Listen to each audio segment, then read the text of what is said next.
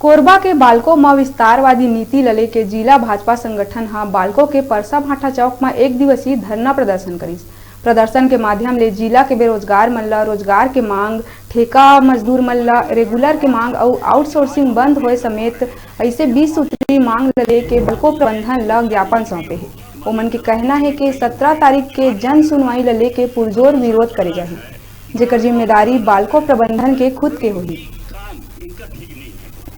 तो इसको हम लोगों को प्रयास है। छोटे छोटे संगठनों ने कई आंदोलन किए, परंतु आज तक लगभग 20 इंडस्ट्रियल मिनिस्टर थे में जो बात है, जब मैं स्थानीय लोगों को युवा बेरोजगारों के कई बार सवाल हो चुके हैं। के तहत आज सामुदायिक विकास का दायित्व बालको का है, लेकिन आसपास के ग्रामीण क्षेत्रों में कहीं भी विकास कार्य नहीं हो रहा है। आज विभिन्न गांवों को दिखाने के लिए बालको गोदनामा लेता है